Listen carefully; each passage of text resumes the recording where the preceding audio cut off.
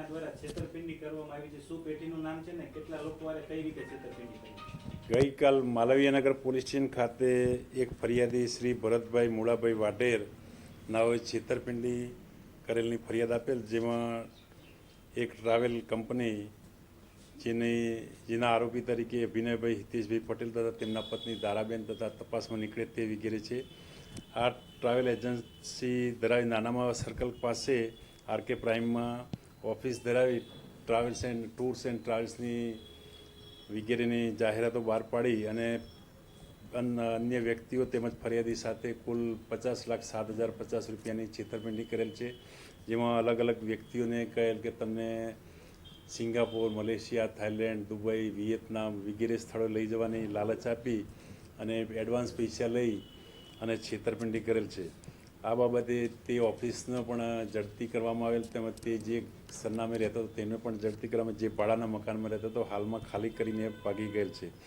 તેમજ આ આરોપી અભિનયભાઈ હિતેશભાઈ પટેલે 31 જાન્યુઆરી 2026ના રોજ હોટલ સયાજી ખાતે પણ ટ્રાવેલ એક્સપો નામનું એક ઓર્ગેનાઇઝેશન કરેલું, જેમાં પણ અન્ય વ્યક્તિઓને આવી રીતના લાલચ આપી અને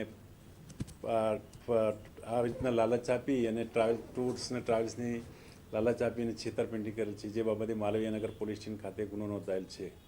સર, ફરિયાદીએ એવું પણ કીધું છે કે ડુપ્લિકેટ ટિકિટ છે તે આપવામાં આવતી એ હજી હાલમાં તપાસનો વિષય છે. હજી તો ગઈકાલે ફરિયાદ નોંધાઈ અને હવે બાકીની ફરિયાદી વિશેષ ટિકિટો રજૂ કરશે. તે ટિકિટો બાબતે જે તે એરલાઇન્સ સાથે ચેક કરી વેરીફાઈ કરી અને એના બાબતે તપાસ કરવામાં આવશે. સર, લોકોને શું અપીલ કરશો? લોકોને અપીલ કે કોઈ આવા ખોટા એજન્ટ હોય અથવા જેમને કોઈ પરમેનન્ટ ઓફિસના થોડા સમય માટે ઓફિસ ખોલી અને પછી લોકોને લાલચ આપે તો આવા વ્યક્તિઓથી છેતરાવું નહીં. કન્ફર્મ કરું કે ભાઈ આ વ્યક્તિ આટલા વર્ષથી અહીંયા ઓફિસ ધરાવે છે, 10 વર્ષ છે, 15 વર્ષ છે, ઘણા ટૂર્સ એન્ડ ટ્રાવેલ્સવાળા ઘણા સમયથી 25 વર્ષથી હોય છે. એ લોકોની સાથે કોન્ટેક્ટ કરવો, બાકી અન્ય નવી ઓફિસ ખોલી અને આવી રીતના લોકોની છેતરપિંડી કરીને નાસી ભાગી જતા હોય છે. સર, કેટલા લોકો સાથે છેતરપિંડી થઈ, કેટલા રૂપિયાની? હાલમાં તો 8 વ્યક્તિઓના ફરિયાદમાં નામ છે અને 50,07,050 રૂપિયાની છેતરપિંડી નોંધાયેલ છે. 3 લાખથી લઈને 16 લાખ સુધીના અલગ અલગ વ્યક્તિના સાથે છેતરપિંડી થયેલ છે.